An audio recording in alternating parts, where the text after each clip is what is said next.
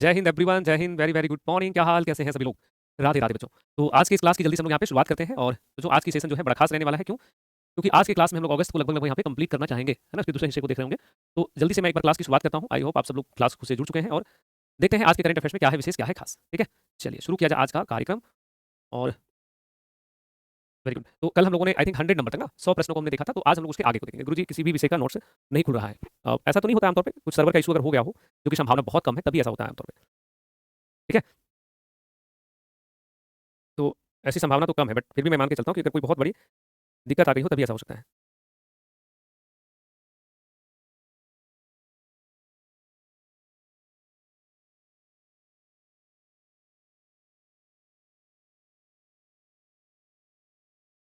Okay, सब ठीक है। वही बोले कभी-कभी ना आप लोग अपना मोबाइल वगैरह में एप्लीकेशन को अपडेट करते रहिएगा। बहुत बार क्या होता है, मोबाइल अपडेट अगर नहीं रहेगा ना एप्लीकेशन, तो उसमें भी दिक्कत आता है।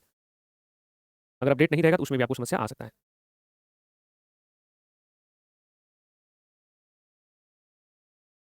बिल्कुल।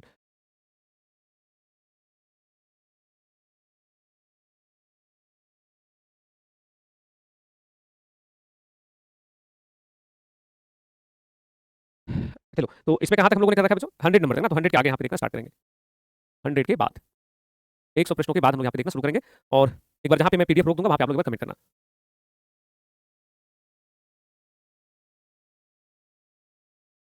इतना ज़्यादा क्लास हो रहा है, समझो कि बोर्ड हमारा, ये जो बोर्ड है हमारा डिजिटल बोर्ड, ये भी हैंग कर रहा है। चलिए इस प्रश्न का एक बार उत्तर करो तो। चलिए इस प्रश्न का उत्तर क्या होगा? वैश्विक एआईसीटी इंडेक्स में शीर्ष नंबर पे कौन है? जल्दी से एक बार कमेंट करके बताओ।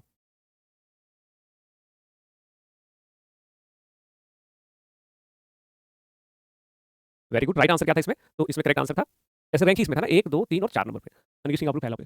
इसमें सही उत्तर क्या था बच्चे? इसमें सारी बातें सही थी ना लगभग यहाँ पे, ये सब कुछ सही था। और अब जो है हम लोग प्रश्न संख्या 101, 101 नंबर के प्रश्नों से देखना स्टार्ट करेंगे। प्रश्न क्या है हमारे सामने? तो वही प्रश्न हमारे सामने आज का जो सबसे पहला है कि जिला बाढ़ गंभीर आंकड़ा जो भी आया है, रिपोर्ट जो आया है, उसके अनुसार भारत की स्थिति क्या है, ये आपको यहाँ पे बताना है। जो अभी हमारे देश में ये आंकड़ा आया है, ये आपको यहाँ पे बताना है कि भारत की स्थिति क्या है। ठीक है, चलो।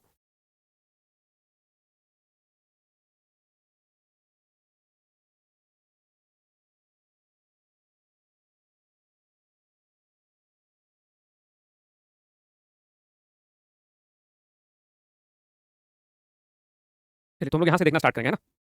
चलो, इसमें सबसे पहले क्या लिखा हुआ है? जस्ट सेकंड, इसमें लिखा हुआ है कि जिला बाढ़ गंभीरता सूचकांक में प्रथम स्थान पर कौन है? इस सूचकांक में पहले स्थान पे कौन है? तो जो पहला स्थान पे पटना है, दूसरा में मुर्शिदाबाद है और तीसरा में आने है।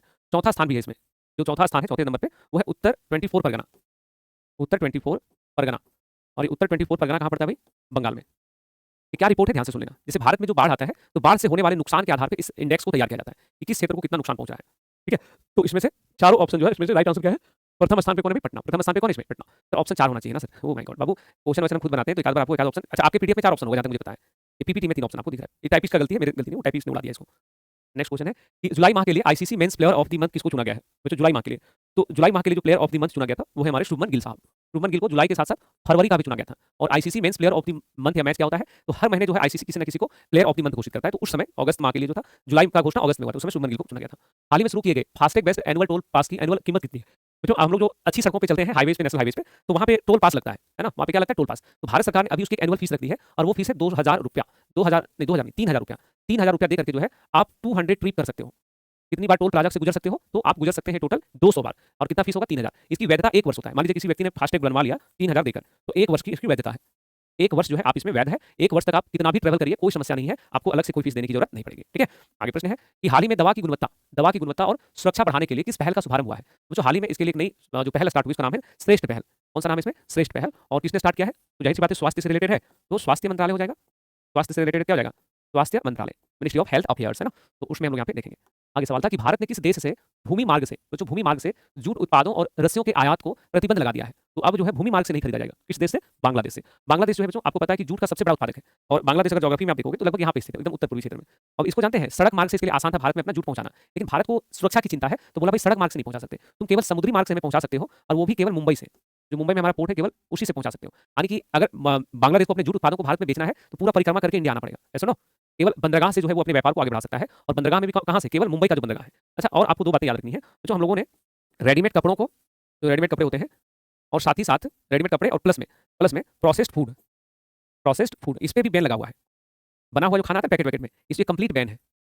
भारत में कोई भी रेडीमेड कपड़ा जो है अब आयात नहीं किया जाएगा और ना ही जो है वहाँ पे उससे कोई प्रोसेस फूड मंगाया जाएगा। तो अलग से ये भी जानकारी रखिएगा। ऐसा क्यों हो रहा है?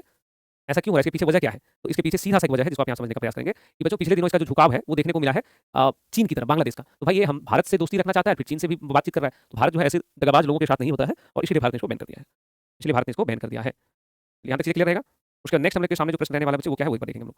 नेक्स्ट हमारे सामने यहाँ पे सवाल रहने वाला है अगला है कि श्रीलंका भारत नौसेना अभ्यास श्रीलंका भारत नौसेना अभ्यास जिसको स्लिनेक्स नाम दिया गया बच्चे 12वें संस्करण का आयोजन कहाँ पे? तो भारत और श्रीलंका के बीच में यह अभ्यास जो है भारत और श्रीलंका के मध्य यह अभ्यास जो है कोलंबो में आयोजित हुआ है श्रीलंका के अंदर। कहाँ पे हुआ है? कोलंबो में, श्रीलंका में। नेक्स्ट है constitution club of India CII महासचिव के पद पर किसे चुना गया है? तो जो ये छपरा से सांसद है, सारण से राजीव प्रताप रूडी, और बहुत खतरनाक ये चुनाव था, काफी खबरों में था, मेंबर ऑफ पार्लियामेंट है। तो राजीव प्रताप रूडी को जो है कॉन्स्टिट्यूशन क्लब ऑफ इंडिया जो कि दिल्ली में स्थित है, तो इसमें जो सांसद होते हैं वही केवल मतदान करते हैं, तो उसके लिए इनको यहाँ पे चुना गया था। Right answer option number B. Next है कि भारतीय सेना ने किस राज्य में ड्रोन प्रतियोगिता सूर्य द्रोणाथन 2025 प्रारंभ किया है? तो भाई भारत ने सूर्य द्रोणाथन प्रतियोगिता कहाँ पे शुरू किया था? तो हाल ही में इस कार्यक्रम को, इस प्रतियोगिता को हिमाचल प्रदेश में शुरू किया गया है। और ये किसके लिए है? तो जो आधुनिक हथियार है ड्रोन इत्यादि, तो उससे बचाव के लिए प्रकार का अभ्यास है। उपराष्ट्रपति के चुनाव के लिए एनडीए के उम्मीदवार के रूप में किसको चुना गया है? जो एनडीए नेशनल डेमोक्रेटिक अलायंस जिसमें बीजेपी सबसे बड़ी पार्टी है, तो उन्होंने सीपी जोशी को बनाया था। किसको बनाया था? सीपी जोशी को, और बाद सीपी राधाकृष्णन को, जोशी ने, तो सीपी राधाकृष्णन को बनाया था, वो जीत भी गए, उपराष्ट्रपति बन भी गए। आगे है कि ट्रंप और पुतिन के बीच शिखर वार्ता कहाँ संपन्न हुआ है? जो हाल ही में चीन और पुतिन और व्लादिमीर ट्रंप के मध्य जो है अलास्का में इनकी वार्ता संपन्न हुई है, अलास्का में। ये सवाल हम लोगों ने कल चर्चा में भी देखा था। तो यहाँ तक चीजें क्लियर रहेगा सबका? कहाँ पर हुआ है भाई? अलास्का में। आगे बढ़ोगे तो नेक्स्ट क्वेश्चन था कि 12वें पुरुष एशिया कप के बारे में निम्न कथनों पर विचार करो। एशिया कप हॉकी का शुभंकर चांद है। तो चांद जो है ये वाल्मीकि टाइगर रिजर्व में स्थित एक टाइगर का नाम है, चांद। तो सही बात है। यह 29 से 7 सितंबर के बीच राजगीर में खेला गया है, आयोजित हुआ। नीतीश कुमार ने चैंपियनशिप के लोगो, शुभंकर और ट्रॉफी का अनावरण किया। इसमें सभी बातें क्या है? सत्य है। ऑप्शन नंबर डी हो जाएगा। नेक्स्ट है कि विश्व मानव रोबोट खेल का आयोजन कहाँ हुआ है? जो मानव रोबोट खेल है ये, तो अभी हाल में ये संपन्न हुआ है टोक्यो में। कहाँ पे हो जाएगा ये? तो हाल ही में, सॉरी, बीजिंग में, चाइना में। कहाँ पर हुआ बच्चों? बीजिंग में, चाइना के अंदर। ये रोबोट खेल प्रतियोगिता था, जैसे इंसान भाग लेता है उसी तरह से विभिन्न देशों के रोबोट ही केवल इसमें भाग ले सकते थे। आगे बढ़ोगे तो नेक्स्ट क्वेश्चन फिर है, अगला सवाल हमारे सामने रहने वाला है, brand finance football 2025 report, football 50 2025 report में दुनिया का सबसे मूल्यवान फुटबॉल क्लब कौन सा बन गया है? दुनिया का सबसे महंगा फुटबॉल क्लब, वो जो दुनिया का सबसे महंगा फुटबॉल क्लब जो है उसमें पहला, दूसरा, तीसरा, चौथा वो रैंक एकदम क्रमशः है। और चौथा कौन सा है? Real Madrid. ये जो क्लब है स्पेन में है, तो ये दुनिया का सबसे महंगा क्लब है। और अगर आपको फुटबॉल के बारे में थोड़ा इंटरेस्ट होगा तो आप सबको ध्यान होगा कि फुटबॉल का जो मैच होता है ना, वो क्रिकेट की तरह नहीं होता। क्रिकेट में जो सबसे पॉपुलर फॉर्मेट है वो है एक देश का दूसरे देश के साथ, लेकिन जो क्रिकेट फुटबॉल का जो सबसे फेमस फॉर्मेट होता है वो होता है क्लब और क्लब के बीच में, बिटवीन द क्लब। तो क्लब क्रिकेट फुटबॉल ज्यादा होता है, तो क्लब जो है वो बड़ा महत्व रखता है, भाई कई हजार हजार करोड़ सबको पेमेंट करता है लोग। आगे जो यहाँ पे सवाल होगा नेक्स्ट है कि राष्ट्रपति द्रौपदी मुर्मू द्वारा प्लूमेरिया गार्डन, बरगद ग्रोव और बेबलिंग ब्रुक का उद्घाटन कहाँ पे हुआ है? तो ये सब उद्घाटन हुआ है नई दिल्ली में, अमृत उद्यान में। नई दिल्ली में कौन सा उद्यान है, कौन सा पार्क है? अमृत उद्यान। और अगर मैं अमृत उद्यान कह रहा हूँ तो आप सभी बच्चों को ध्यान रखना है कि अमृत उद्यान मतलब वही उद्यान जो कि आप देखोगे तो ये वही उद्यान है जो राष्ट्रपति भवन में है। राष्ट्रपति भवन जो है ना, तो वहाँ पे यही वाला उद्यान है। पहले इसको मुगल गार्डन कहते थे, हाल ही में नाम बदल गया है।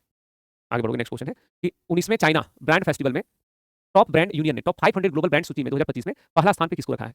वो जो पहला स्थान पे इसमें जो है माइक्रोसॉफ्ट होगा। पहला नंबर पे कौन होगा इसमें? तो पहला नंबर पे माइक्रोसॉफ्ट, दूसरा नंबर में एनवीडिया, तीसरा में एप्पल और चौथे नंबर पे अमेजन। और मोस्ट इंटरेस्टिंग बात कि ये सारी जो कंपनियां हैं ये अमेरिकी कंपनी है। ये सारी कंपनियां कहाँ की हैं? अमेरिका की हैं। यानी कि दुनिया का जो सबसे बड़ा जो सिर्फ टॉप कंपनी है, अगर उसका लिस्ट देखिएगा वो सब कंपनी अमेरिका का है। और इसीलिए देखिएगा क्या कहता था अमेरिका, बताओ, हमारे यहाँ बड़ा वायरल करता है कि क्या कहता था अमेरिका।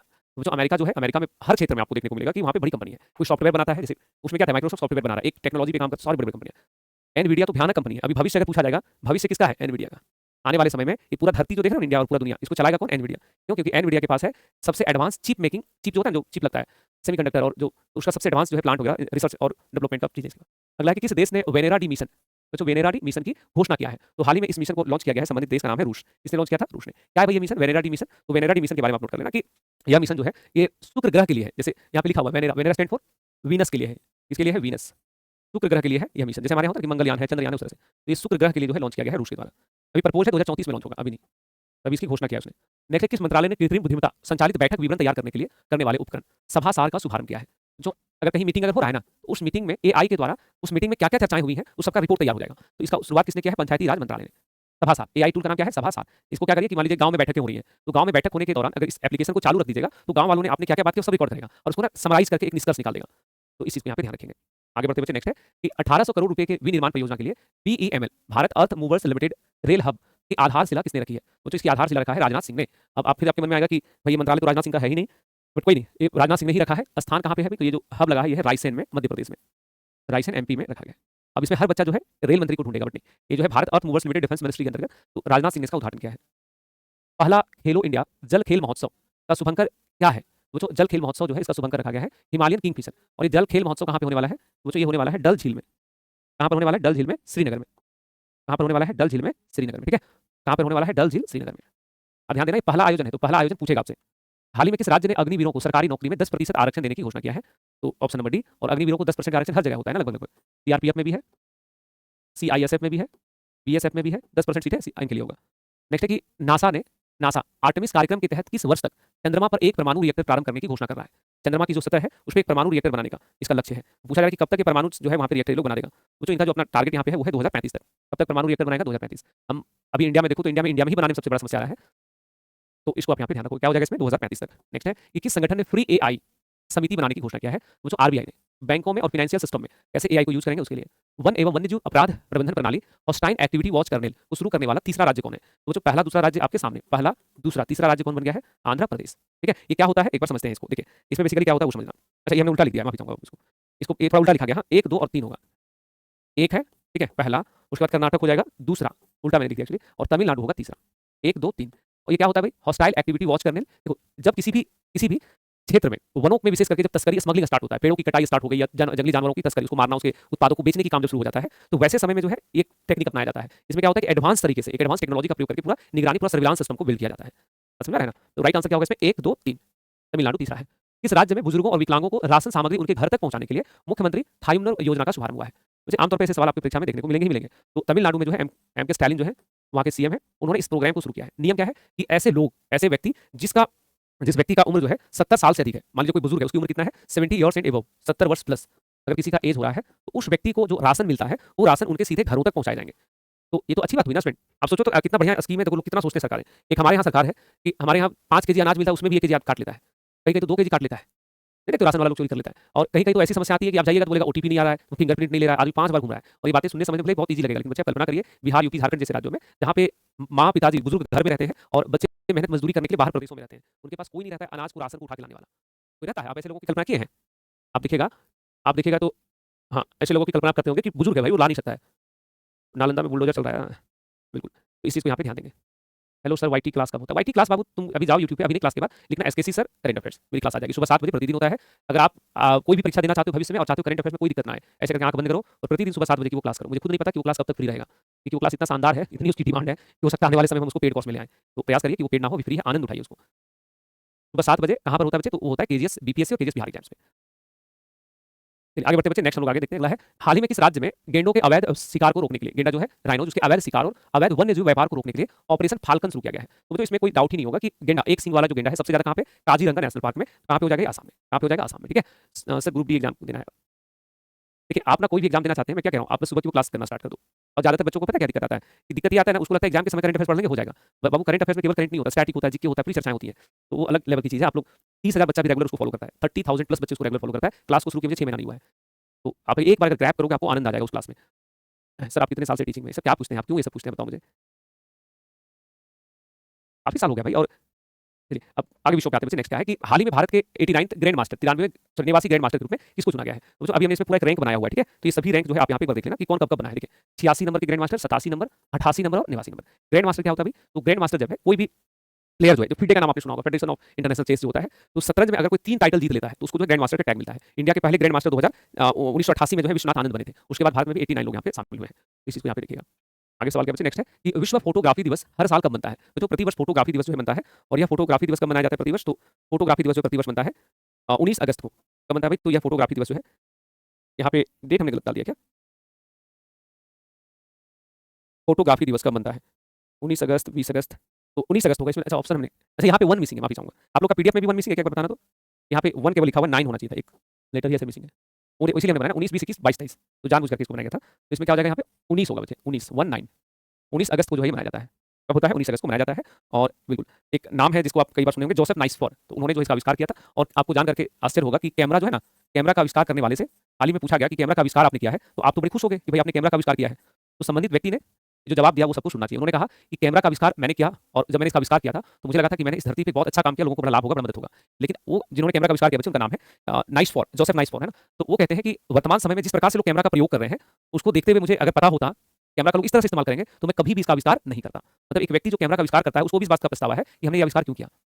और बात समझ आ रही है? अब उनसे बोला कि ऐसा क्यों? उन्होंने कहा कि आज के समय में मुझे लगता है कि लोग कैमरा को इस तरह से उपयोग कर रहे हैं कि जो रियल इमोशंस होते हैं, वो इमोशंस व्यक्तियों का मर गया है।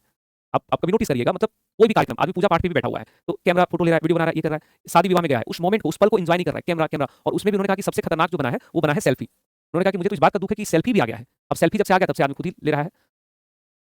ठीक है? तो बाकी तो अब हम लोग का तो ये तो जीवन का पार्ट है, अब तो कैमरा आ गया, कोई छीन नहीं सकता हम लोगों को, एक बार जो मिल गया वो छीनेगा नहीं। अगला प्रश्न है बच्चों, मौली नामक पहला पूर्णतः महिला संचालित स्वच्छ स्ट्रीट फूड हब का उद्घाटन कहाँ हुआ है? जो एक मौली नाम का जो है महिलाएं इसको चलाती हैं, स्ट्रीट फूड है, तो पूछा जा रहा है ये कहाँ पर है? तो बच्चों ये कहाँ पर इसका उद्घाटन हुआ है? मुंबई में। और इसी तरह से अगर प्रसादम पूछा जाए, ये भी एक स्ट्रीट फूड है और इसको भी स्वच्छ स्ट्रीट फूड के रूप में टैग दिया गया है। तो प्रसादम कहाँ पे? उज्जैन में है। और मौली नामक पूर्णतः महिलाओं के द्वारा संचालित स्ट्रीट फूड, सड़कों के किनारे का खाना जो सबसे स्वच्छ खाना के रूप में मान्यता मिला है, तो ये मुंबई में है। नेक्स्ट है एशिया कप 2025 भारतीय टीम के कप्तान किसे चुना गया है? तो सूर्य कुमार यादव को, और इंडिया ने जीत भी दर्ज किया, तो आगे प्रश्न में आएगा Indian film festival of Melbourne 2025 सर्वश्रेष्ठ फिल्म पुरस्कार किसने जीत लिया है? तो जो इसमें सब सर्वश्रेष्ठ फिल्म जो है होम बाउंड ने जीता था। किसने जीता है? तो पुरस्कार जो जीता है वो है होम बाउंड। किस फिल्म को मिला था इसमें बेस्ट फिल्म का अवार्ड? Home bound. लिखा हुआ है मेलबर्न, तो निश्चित तौर पे ऑस्ट्रेलिया में आयोजन होता है, ऑस्ट्रेलिया में होता है। इसको अगला है कौन सा देश जलवायु परिवर्तन के कारण विश्व की पहली नियोजित पलायन योजना के तहत अपनी जनसंख्या को स्थानांतरित कर रहा है? जो वो है तुवालू। तुवालू जो है एक ऐसा देश है जो एक तो छोटा देश है और दूसरा क्या है कि यह जो देश है ये प्रशांत महासागर क्षेत्र में स्थित है, एकदम छोटा सा द्वीपीय देश है। इसकी आबादी महज लगभग इसकी आबादी जो है वो है 12,373। तो इस यहाँ पे क्या हो रहा है कि जैसे जैसे जलस्तर समुद्र का बढ़ रहा है तो पूरा द्वीप जो है वो जलमग्न होने के कगार पे है। तो ये तुवालू जो है अपनी आबादी को शिफ्ट कर रहा है कहाँ पे? ऑस्ट्रेलिया में। और आने वाले समय में आपको पता चलेगा कि तुवालू एक देश हुआ करता था, ये पूरा जलमग्न हो जाएगा। तुवालू जो है अपनी आबादी को कहाँ शिफ्ट कर रहा है? ऑस्ट्रेलिया में। नेक्स्ट है कि ह्यूरॉन इंडिया 2025 के अनुसार भारत का सबसे मूल्यवान पारिवारिक व्यवसाय कौन सा है? भारत का सबसे मूल्यवान पारिवारिक व्यवसाय किसका है? अंबानी फैमिली का। किसका बच्चों यहाँ पे? अंबानी फैमिली का। अगला प्रश्न है कि क्या, और यहाँ पे दूसरा तीसरा बोलेगा, देखो इधर पहला दूसरा तीसरा चौथा, तो ये फर्स्ट सेकंड थर्ड फोर्थ है चारों का। नेक्स्ट है कि कैबिनेट ने किस राज्य में तातो द्वितीय जल विद्युत परियोजना को मंजूरी दे दिया है? तो जो ये तातो द्वितीय जल विद्युत परियोजना को हाल ही में मंजूरी मिला है और यह परियोजना अरुणाचल प्रदेश से संबंधित है। Option number B.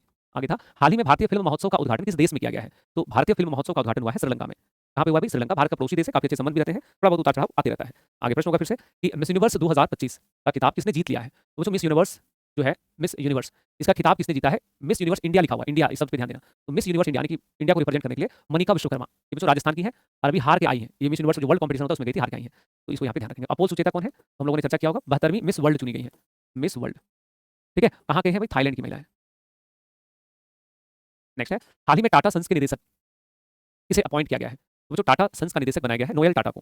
किसको बनाया गया है? टाटा सन्स के निदेशक नोएल टाटा, जो कि अस्ते ब्रदर रतन टाटा के हैं, रतन टाटा जो उनके सौतेले भाई हैं।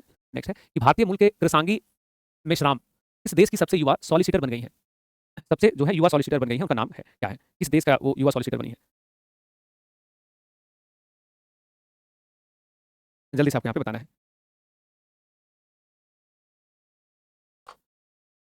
चलिए,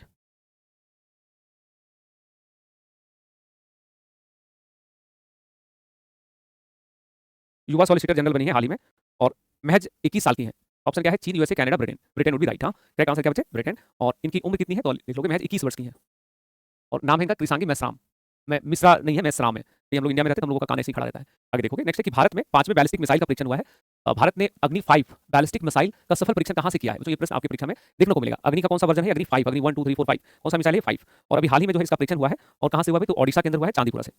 कहाँ से हुआ है? ओडिशा में, चांदीपुरा से। तो ऑप्शन नंबर डी होगा। अग्नि 1 कब बना था? तो अग्नि 1 जो है ये डेवलप किया गया था इंडिया में, इसका वर्ष था 1989 में, यानी कि अग्नि मिसाइल जो है ये प्रारंभ कब हुआ है? 1989 में, 1989 में। और अभी इसका क्रमशः विकास हुआ है, तो अभी 5वां चरण बना है, 5वां उसका जो है टेस्टिंग हुआ है, ये चांदीपुरा से हुआ है। निर्माण कौन करता है? DRDO, defence research and development organisation.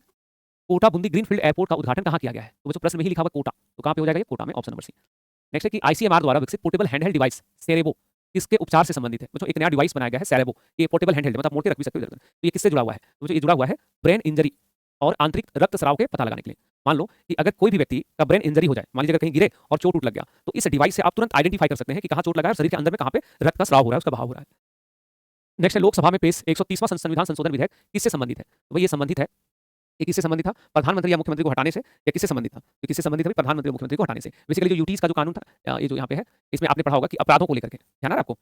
अपराधों के लिए कि मान लीजिए अगर कोई भी ऐसे मंत्री हो, चाहे वो प्रधानमंत्री हो या मुख्यमंत्री हो, अगर उस पे कोई मुकदमा दर्ज होता है और वो मुकदमा दर्ज होने के बाद जो है, वह मुकदमा दर्ज होने के बाद उस व्यक्ति को 5 वर्ष की सजा मिलती है, तो उसका जो है वो कभी जो है अगर 30 दिनों का अगर वो रिमांड पे चला गया, जमानत नहीं मिल पाया, तो उसकी वो जो है उसकी पद चली जाएगी। जैसे इंडिया में नियम होता है कि कोई मुख्यमंत्री है, जेल भी चला गया तो भी मुख्यमंत्री है, तो उसमें नियम था कि अगर कोई गंभीर अपराधों में चला गया है जेल, गंभीर अपराध मतलब ऐसे अपराध जिसमें 5 साल तक की सजा हो सकती है, तो उसकी सीटें खुद चली जाएंगी, मुख्यमंत्री के पद से वो खुद हट जाएगा।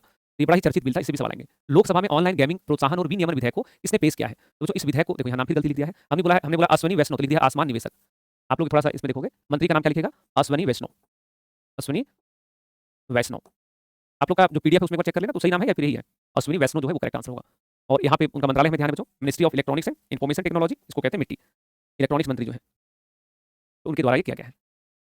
आगे था भारत दुनिया में सौर ऊर्जा का सबसे बड़ा उत्पादक देश बन गया है किस स्थान पे? बच्चों भारत जो है सौर ऊर्जा के उत्पादन के मामले पे आ गया है तीसरे स्थान पे। कहाँ पे आ गया? तीसरा। चीन, अमेरिका, उसके बाद भारत और भारत के बाद जापान। तो भारत किस नंबर पे है? तीसरे। सौर ऊर्जा में भारत कहाँ पे? तीसरा नंबर पे। ठीक है। और पवन ऊर्जा में अगर बोले तो पवन ऊर्जा में भारत तो और यहाँ पे चौथे नंबर पे है। चौथा रैंक है भारत का पवन ऊर्जा में, विंड एनर्जी में। विंड एनर्जी में, सौर एनर्जी में तीसरे स्थान पे है। आगे प्रश्न बचे कि 12वें विश्व खेल, वर्ल्ड खेल का आगाज किस देश में हुआ है? तो बच्चों 12वां जो विश्व खेल का भी आगाज हुआ था ये चेंगडू में हुआ है। कहाँ पे हुआ है? चीन में हुआ है, चेंगडू में। चीन का शहर है, संबंधित शहर जिसका नाम है चेंगडू। ऑप्शन नंबर डी यहाँ पे करेक्ट हो जाएगा। निम्न में से किसने हाल ही में आयोजित हंगरी ग्रैंड प्रिक्स 2025 का खिताब अपने नाम कर लिया है? तो जो हंगरी ग्रैंड प्रिक्स जो है ये बेसिकली एक प्रकार का रेस होता है। तो इसको ब्रिटिश जो रेसर है, ड्राइवर जो है उनका नाम है लैंडो नॉरिस, उन्होंने जीत लिया है। ऑस्कर पियास्त्री जो कि ऑस्ट्रेलिया के, उनको हरा दिया था। तो इसमें हंगरी ग्रैंड प्रिक्स किसने जीता भाई? लैंडो नॉरिस ने। टाटा मोटर्स ने किस देश के इवेको कंपनी को 34,600 करोड़ रुपए में खरीद लिया है? वो जो इवेको कंपनी जो है ये इटली की कंपनी है और इसको किसने एक्वायर कर लिया है? टाटा ने। इस कंपनी को किसने खरीद लिया है? तो टाटा ने इसको यहाँ पे।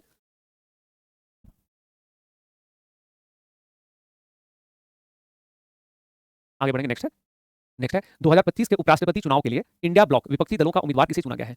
तो हम लोगों ने पढ़ा एनडीए के उम्मीदवार कौन थे इसमें? सीपी राधाकृष्णन, और वो उपराष्ट्रपति भी बन गए वर्तमान में। तो उस समय जो है विपक्ष की तरफ से उम्मीदवार बनाए गए थे न्यायमूर्ति पी सुदर्शन रेड्डी। ये सुप्रीम कोर्ट के जस्टिस रह चुके थे, वो रिटायर्ड हो चुके हैं, तो उनको उन्होंने प्रपोज किया था। नेक्स्ट है ट्रंप ने भारत में अमेरिकी राजदूत के रूप में किसे नियुक्त किया है? बच्चों सर्जिया गोर को। ये बन भी गए हैं, अभी रिसेंट का न्यूज ये है, अब ये शपथ भी ले ली है, भारत आ भी गए हैं। बड़े खास व्यक्ति हैं सर्जिया गोर। ये सवाल आपके परीक्षा में देखने को मिलेगा, ध्यान से इस नाम को याद रखना। उस समय अगस्त में केवल निर्णय हुआ था, अब वो इंडिया आ चुके हैं। नेक्स्ट है भारत में राष्ट्रीय अंतरिक्ष दिवस 23 अगस्त 2025 को किस मिशन की सफलता के उपलक्ष्य में मनाया जाता है? तो जो कौन सा मिशन की सफलता है वो है चंद्रयान 3। चंद्रयान 1 2008 में, चंद्रयान 2 2019 में और चंद्रयान 3 2023 में। ये कैसा मिशन था भाई? सफल था हमारा, ये सफल मिशन था। ठीक है। मंगलयान कब कब? तो देखिए मंगलयान 2014 में, ऐसे 13 में लॉन्च हुआ, 13-14 पहुंचा था, और अभी 2030 में इसकी घोषणा हुई है। मंगलयान का अभी जस्ट घोषणा हुआ है, ये भी सवाल आपकी परीक्षा में आएगा। और चंद्रयान यही रुक गया क्या? नहीं, अभी इसमें और भी है, जैसे चंद्रयान 4, वो जो चंद्रयान 4 2027 में होने जा रहा है। उसके बाद है चंद्रयान 5, ये चंद्रयान 5 होने वाला है 2040 में। तो आप चाहें तो पूरा सीक्वेंस, पूरा क्रम याद रखिएगा। ठीक है, पूरा क्रम यहाँ पे ध्यान रखेंगे। तो राष्ट्रीय अंतरिक्ष दिवस कब बनता है भाई? 23 अगस्त को। सर्वोच्च न्यायालय ने दिल्ली एनसीआर में आवारा कुत्तों के संबंध में अपने पिछले आदेश को बदल दिया है, और नए आदेश में क्या है? तो नए आदेश में कुत्तों को टीकाकरण और नसबंदी को अनिवार्य कर दिया है। तो जो दिल्ली में आवारा कुत्ते जो थे वो ना पूरा कदम मचाए हुए थे, मतलब कहीं भी किसी भी व्यक्ति को काट ले रहे हैं, किसी भी व्यक्ति को नुकसान पहुंचा रहे हैं। तो अभी जो है सुप्रीम कोर्ट ने ये फैसला सुनाया था कि जितने भी आवारे कुत्ते हैं उन सबको जो है पकड़ करके एक स्थान पे रखा जाएगा। तो जो स्ट्रीट डॉग लवर्स थे वो सब इसके अगेंस्ट प्रोटेस्ट किए, तो कोर्ट को अपने फैसले को मॉडिफाई करना पड़ा, बदलना पड़ा कि ठीक है कुत्तों को पकड़ के नहीं रखा जाएगा, बल्कि उनको नसबंदी कर दिया जाएगा ताकि नए बच्चे जन्म ना ले। और साथ ही साथ क्या रहेगा? तो साथ ही साथ उन्होंने कहा कि भाई ये भी रहेगा कि उनको जो है नसबंदी भी करना है और उनको टीका भी लगा देना है रेबीज का, ताकि किसी को काटे तो नुकसान ना हो। और जानते हैं इसमें और क्या दिक्कत था कि अच्छा आप लोग एक वीडियो देखे होगा, ध्यान है वो वीडियो काफी सोशल मीडिया पे वायरल हुआ है। एक गाय है, उस गाय को कुत्ता जाकर के उसको काटने का प्रयास करता है, तो एक दूसरा व्यक्ति जो है वो क्या करता है कि कुत्ते को डंडे से मार देता है। ठीक है, तो एक तीसरा व्यक्ति जो है आकर के उस व्यक्ति से लड़ने लगता है कि भाई तुम कुत्ते को क्यों मार रहे हो? वो कह रहा है कि गाय को काट रहा था। तब तक कुत्ता को एक दो लाठी मार दिया था, कुत्ता से गिर गया था। अब कुत्ता जब होश में आया, उठा, तो उसी व्यक्ति को जाके काट लिया जो उसके लिए लड़ रहा था। जो लड़ रहा था कि भाई कुत्ते को क्यों मार रहे हो, उसी के पाँव में काट लिया। तो कई बार क्या होता है कि ज्यादा संख्या में अगर हो जाएंगे ये तो बड़ा समस्या उत्पन्न हो सकता है। तो इसीलिए अभी हाल ही में फैसला लिया गया है कि नहीं, स्ट्रीट डॉग जो है उसको हमें छोड़ना है सड़कों पे, लेकिन छोड़ना कैसे है भाई? उसको जो है हमें उनको जो नसबंदी इत्यादि करके यहाँ पे छोड़ना है। बिना नौकरी के घर में कुत्तों वाली इज्जत है भाई, क्या क्या बुलवा रहे हो तुम लोग। चलिए, सुधीर यादव बार बार एक ही कॉपी पेस्ट तुम कर रहे हो, तुम एकमात्र बच्चे तो नहीं हो इस बैच में, बहुत सारे बच्चे, सबका डाउनलोड हो रहा है, तुम्हारा डाउनलोड नहीं हो रहा है। एक बार ऐप को अनइंस्टॉल करके फिर इंस्टॉल करो, अपडेट करो, और कोई दिक्कत होता है तो जाकर के जो स्टूडेंट सपोर्ट नंबर है उस पर कॉल करके पूछ लो, बता देंगे आपको। चलिए बहुत बहुत धन्यवाद सभी बच्चों का, कल के क्लास में इसके आगे देखेंगे। जय हिंद साथियों, मिलते हैं नेक्स्ट सेशन में। ख्याल रखो और हंसते रहो, मुस्कुराते रहो। Bye bye, take care.